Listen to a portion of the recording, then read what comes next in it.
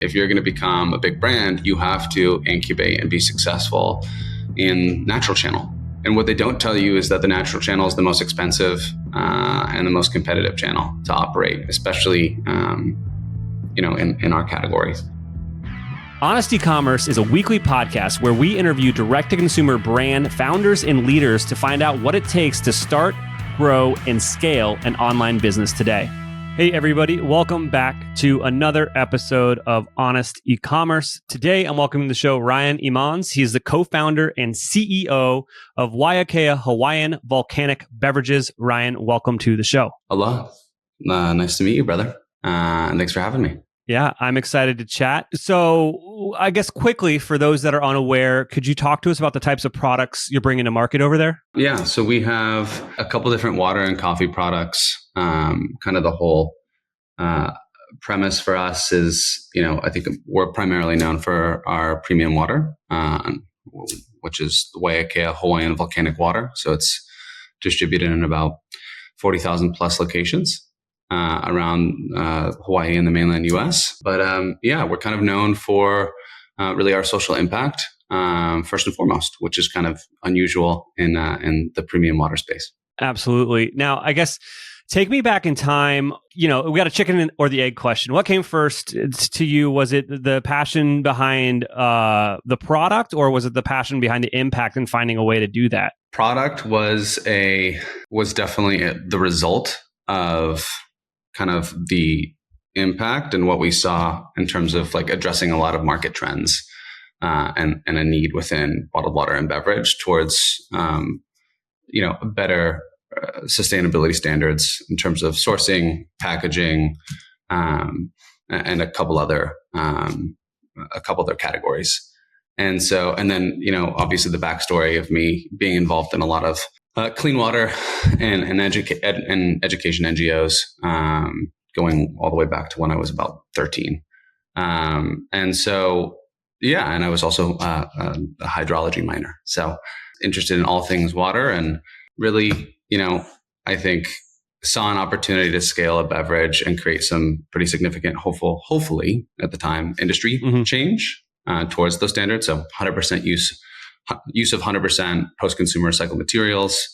Again, kind of better aquifer management from a sustainable yield and a recharge rate perspective, use of renewables for manufacturing, and ultimately bringing our community with us along the way. These are things that, bottled water, a lot of people, we kind of get demonized on behalf of the overall beverage category, even though all beverages are 99% water. So you really had to address a lot of those consumer wants and needs. And that was the opportunity that we saw and one that hopefully would lead to us also scaling impact outside of just kind of our industry, but for our local community, et cetera. So I think it first started with those needs and preferences and trends, and then we kind of created the brand to address that opportunity. Now, did anyone on your team have like a CPG background, or were you learning kind of as you went?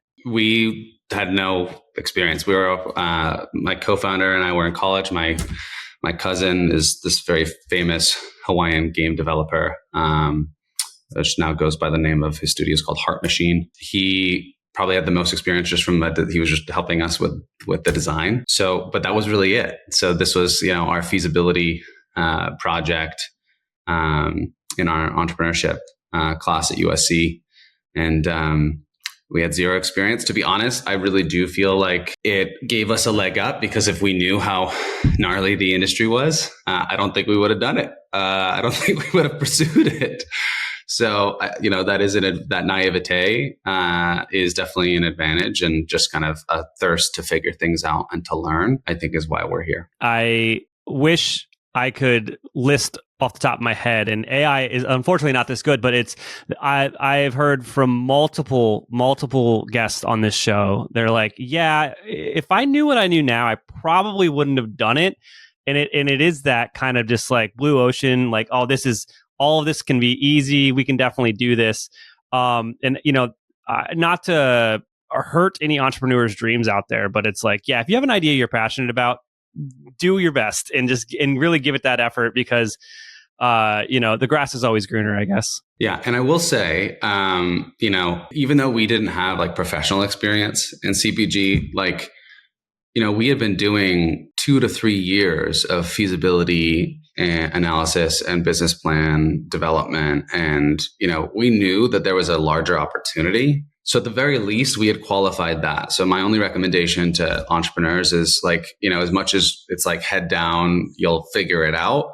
You still got to make sure that you're qualifying the larger opportunity and you're doing your diligence. Do you necessarily need to have a lot of industry experience? In our case, no, which is an advantage and a disadvantage in a lot of ways. I have been in business for nearly 20 years, and very few companies I have hired in that time have performed as well as Electric Eye. They have knowledgeable staff, and our project was delivered on time and on budget. Electric Eye has exceeded my expectations, and I look forward to working with them again. That is a direct quote from one of our clients at Electric Eye. Electric Eye is a Shopify Plus partner that has helped over 100 brands migrate, redesign, and optimize their stores since 2016. If you'd like to increase your conversion rate, average order value, and revenue per session, we are the true Shopify experts you've been looking for. Right now, we're offering a free diagnostic to qualified brands that reach out and mention the podcast. Visit electriceye.io today to schedule a call and send us a message. Find out why we have over 50 5-star reviews in the Shopify partner directory. Again, that's electriceye.io, electriceye.io. So what you're talking about is in college, this was kind of something you developed in class as like part of going to school, and then it evolved from there into the business? Yeah. So I was an entrepreneurship major. Had made my plea to be able to get into some classes my freshman, sophomore year that normally you couldn't get into until junior or senior year. And just basically started working on the platform, core values, purpose, brand ideals in conjunction with a lot of things that I already had been working on for a really long time personally. And then my co-founders and I graduated early to launch it full time. We've been doing it ever since. That's amazing. And you mentioned you were looking at market trends and identifying the gaps in the market and the needs in the market, right? So you're essentially trying to validate the idea. And with that validation, it gives you something towards finding product market fit. Could you talk a bit about how you did that for folks out there that have an idea and they don't know if it's necessarily a good idea or if the market's a good thing to go after? Yeah. So for us, I will say one of the advantages of being at school that a lot of people don't take advantage of is that you have access to hundreds of thousands of dollars worth of data and research reports that, you can't necessarily find, in the public sphere. And so we really just I was, a huge data nerd and was digging into things, both relevant and not relevant necessarily to beverage. But I kind of was seeing how a lot of these things were kind of overlapping. Again, demographic trends and preferences. There was an emergent model in, 2008 to 2012, that was called a LOHAS model. So lifestyle of health and sustainability. And then you look at, trends towards people, being willing to pay a premium towards products with social and health benefits. There was a trend. We saw smart water started to obviously really kick off, which was the first branded, really functional water in the US. So that functional health category started to take off. And so, and then again, lifestyles of health and sustainability the sustainability movement was huge. And there was really, a lot of greenwashing, and no one was really actually addressing the underlying issues that people were complaining about. And most of the premium water set was just exotic origination stories and not addressing any of these overlapping trends. So that was the opportunity. Absolutely. So you guys found this opportunity. You believe it's going to be validated once you have something you can actually try to sell to folks. How long did it take for you to get the first bottle of water in your hand that you could actually sell? Yeah, so we had like a tiny little like shoebox like shed in Hilo, and then we also wanted to have kind of, we didn't really have a lot of resources, and so we also we launched at a tiny facility. They didn't actually let us produce because we had such little volume, so we were hand labeling, and by the time the water got to LA, we were hand labeling and case stacking and palletizing ourselves off of a semi-manual line, and we would self-distribute in both places with U-Hauls. And so we had our first product sale in the end of May in 2012. And, I think within 6 months, like we felt like we kind of had something, because we were just really, when you're dealing with smaller distributors, you don't have access. You can't like pay money for a syndicated data, which is what the bigger brands do.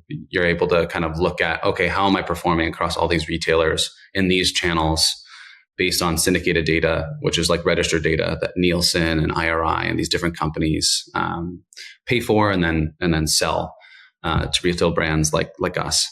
And so you're talking to your distributors, you're talking to those small mom and pop shops, and you're asking them, hey, how's it selling? How is it selling versus these brands, et cetera? And for us, we saw very quickly that we were outselling a lot of the major brands, like Fiji, Evian, et cetera. And, we were doing surveys of customers. We were doing a lot of demos at like Whole Foods and, again, like even like liquor stores. And so 6 months in, we kind of were like, okay, like we feel like we got something here. So let's let it ride. Most brands outgrow their legacy choices long before they switch. Bad platform decisions do not fail all at once. They fail slowly, then suddenly. First, it is one workaround, then another tool, then another integration that is duct taped on top. And eventually, your team is spending more time managing the stack than actually marketing to customers. Eventually, rebuilding is less painful than staying, usually when it starts to show up on the P&L. That's when scaling brands simplify and standardize on Klaviyo. Klaviyo is the AI-first B2C CRM. It combines your customer data, email, SMS, analytics, and customer experience tools into one platform, so you're not stitching together 5 different systems just to understand what your customers are doing. Your database updates in real time, your segments update automatically, your flows, campaigns, and personalization all run off the same source of truth. And that shift is why many brands are moving to Klaviyo. Brands like Dollar Shave Club have reduced total CRM stack costs by over 30% after consolidating onto Klaviyo. Multi-brand operators like Mark Fisher have migrated multiple brands and drastically reduced the time required to execute CRM marketing. And brands using email and SMS together inside Klaviyo are seeing massive ROI compared to running channels in separate platforms. The big unlock is simplicity and scale at the same time. Klaviyo is built for marketers, not for engineers. It is built for online businesses just like yours, and it is built for where e-commerce is going, not where it was 5 years ago. If you're running email and SMS across multiple tools, or you're on a legacy platform and thinking about your next phase of growth, it's probably time to look at Klaviyo. Go to klaviyo.com/honest and see why hundreds of thousands of brands have already made the switch. That's klaviyo.com/honest, klaviyo.com/honest. And you mentioned that you made that first sale back in 2012. How did you get that customer? What was your guys' go-to-market strategy? That customer was, our first customer was literally a very well-known liquor store on the USC campus. And our second customer was actually also kind of a slightly nicer liquor store in Hilo. And both of them were the same, which were, hey, can we sell this on consignment? Can we just give you a couple cases? And, if I'll come back next week. And if they haven't sold, I'll buy them all back, no questions asked. And they all sold. And then, we kind of started to develop that rapport. We were setting up displays. We were really merchandising and serving that customer, I think, better than, most brands. And that was, that's what it was all about. So it was just, most people are not willing to kind of put in a big risk if you're like a buyer at a retailer or, a restaurant owner, et cetera. So, consignment was the way that we did it because we knew that, if given the chance, the product would sell. Absolutely. And how long was it kind of just you and the other co-founders kind of prospecting potential retailers and just going in and doing the consignment thing? Probably like the first 6 months where we were like self-distributing. And then we basically obviously got away from the consignment model. Another 6 months where we were still self-distributing in U-Hauls. So probably like 12 to 15 months, we were doing everything, which was intense. And we had a lot of friends that were like, our unpaid interns that were just like helping out, which is awesome. And then we got our first small distributor. It was just like a guy that had like 2 trucks and he had like 150 accounts that he serviced. And we were like, hell yeah. Like we just need anyone to take off so that we don't have to keep on leasing these U-Hauls. and it's like one more piece of the business that, if we could have someone that was a professional that could run it, it allowed us to kind of focus more on everything else. And that really, then it became becomes the game of scaling and helping that distributor, and that distributor grows. And then, you're attending regional trade shows for, natural and specialty like Expo West and Fancy Food Show.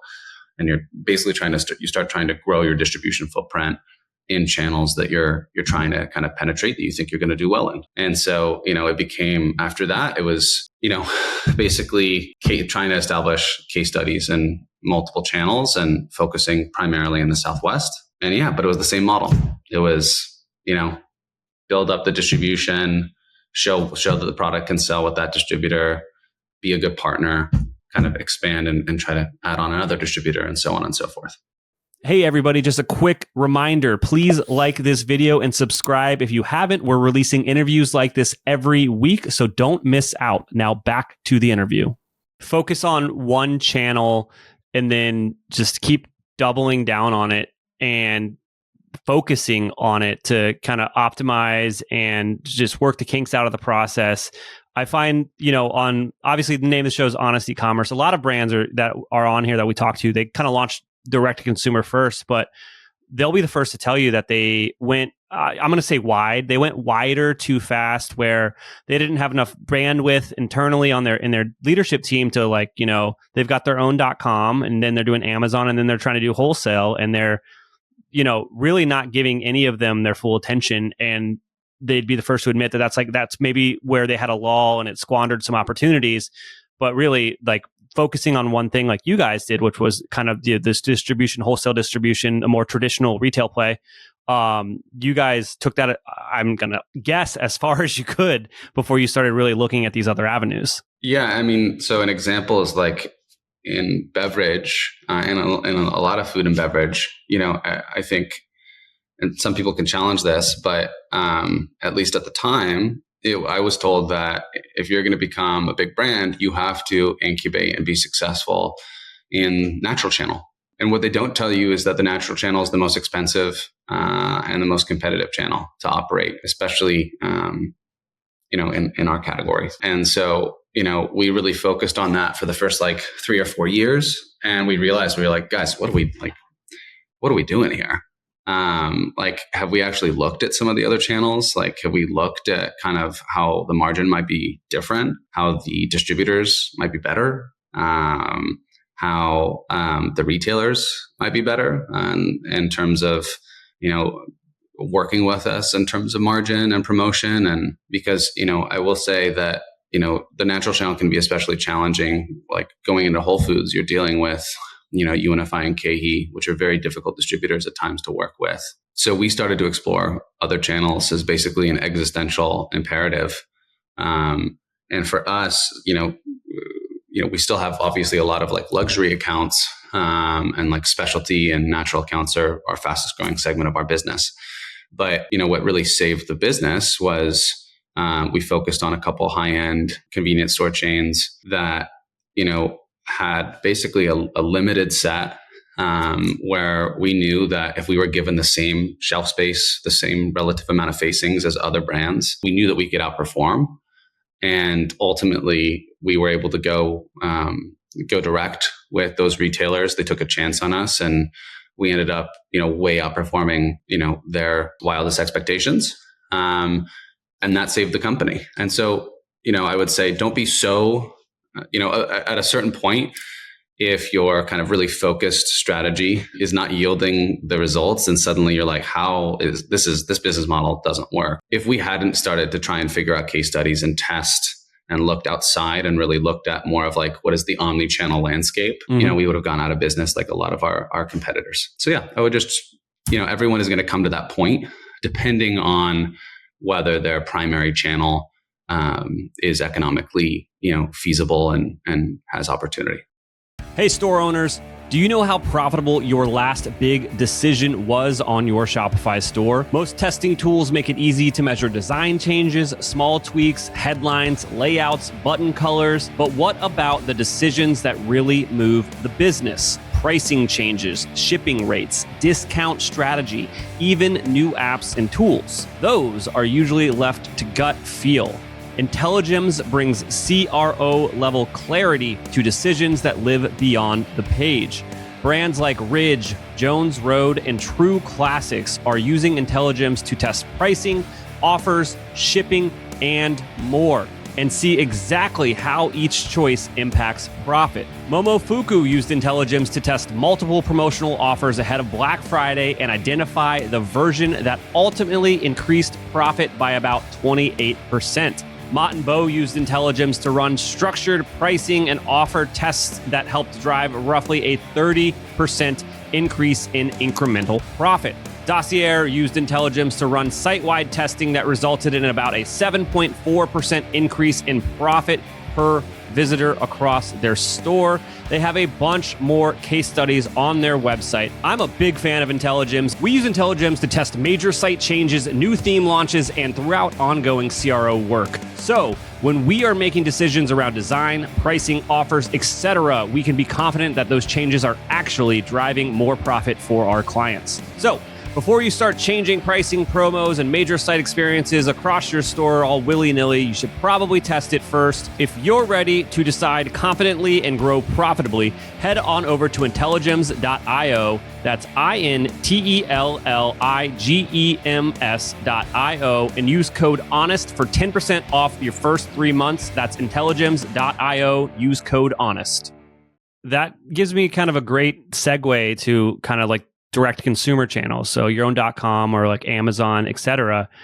Water is heavy. Yeah. Let's be real. So like how did you guys approach selling and shipping water to, individual houses? Yeah, so we were one of the first to do e-com, so it still represents a pretty big part of our business. It's about 15% of our business, which for beverage is, on the higher side based on our size.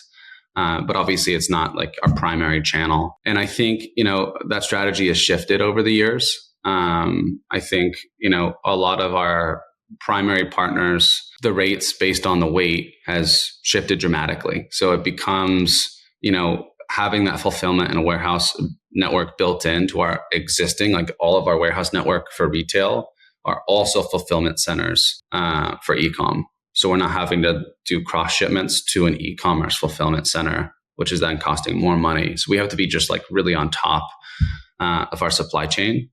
But, there are some challenges with kind of giving over your business to Amazon. But, I think for us, as the supply chain costs with, FedEx and UPS, et cetera, started to increase, because we were originally focusing on Shopify because we had a lot of that brand control. And now it's been, shifted to where about 50% of the business is on Amazon just because, Vendor Central is a better margin opportunity for us in the future. So that's kind of how we've looked at it because seller fulfilled is tougher because of the weight versus, them being able to pick up by the pallet or by the container load at our warehouses.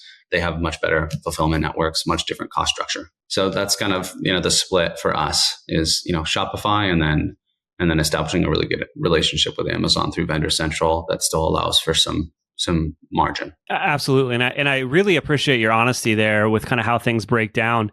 And it just goes to show, like, with all of the interviews I do on here, it's like, there's not one specific way to build a successful business, especially just with the variations of size and weight and shipping. How that plays into the direct consumer model is like wildly different. But to that, like, is there anything I didn't ask you about today that you think would resonate with our audience? As you said, like a lot of your audience is going to be guys that are focusing on e-commerce. And I would just say, definitely depending on the product line, if I were to go back in time, I don't think I would change anything because I'm happy with where things are. I have a beautiful family, I have 2 little girls. My business and the people that I work with are amazing. But, I think beverage is heavy. If you can have an opportunity to really exist with great margin, and you don't have to necessarily dealing with retail and dealing with distributors is a whole nother ballgame. So having an e-commerce specific product that's lightweight, that has some really good margin, and really having that full kind of control of the customer experience, having the ability to really establish like really solid loyalty, depending on if you're building a brand the right way, it is pretty amazing. I definitely would continue to go all in on, the thesis of, if you have an opportunity to take more players out of the game, you're taking more risk out of the game, and the more control you have, the better. If you're hitting a ceiling and that you'd like to kind of expand in other categories, you're just going to have to be ready that an omni-channel strategy is going to come with a very different landscape, that is going to also come with more risk. So I'm a beverage. If I had other products that I probably would have gone all in a little bit more and a little bit earlier on e-com. And we have apparel and stuff that's done really, really well. But yeah, I would just say, if you're looking at e-com, then make sure you're designing a product that's going to do really well in e-com, and go all in there. And for food and beverage, you got to be just really, really careful. There are just so many, every channel is different. So make sure you're doing your research. Yeah. And I think I love doing this podcast, but I think the one thing that I've learned out of all these interviews that I wish I didn't learn, it takes us right back to the beginning of this conversation, which is, I know too much about what the bad things for every business model is from the founder's mouth. So now when me and my business partner because we are actively looking to buy a brand. I don't know if I've ever said it on the podcast, but reach out if you've got something you think we might be interested in. But I look at too many things. I just go, this is why this is a bad idea. And I can point at an episode of why it's a bad idea. I heard it out of this guy's mouth who owns the same business roughly. So, the more the less risk you want to take, I guess, going right back to the beginning of it. But Ryan, quickly, if I'm listening to this and I'm like, wow, the story behind this beverage is fantastic, I want to check it out. Where are some of the retailers that I could go and maybe try to find it? Obviously, you can find it on the website and on Amazon, but where should I go? What should I do? Yeah, Amazon's obviously going to be the easiest. But, we're in, most Whole Foods, Walmarts, Sam's Clubs, Wawa's, 7-Elevens, Kroger's.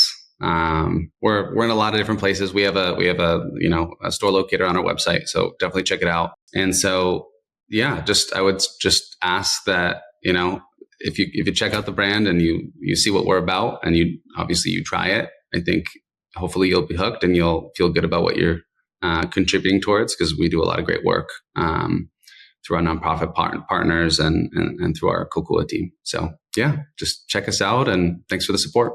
Awesome, Ryan. Thank you so much for coming on the podcast today. Hey, bye, Jess. Thank you. Malos.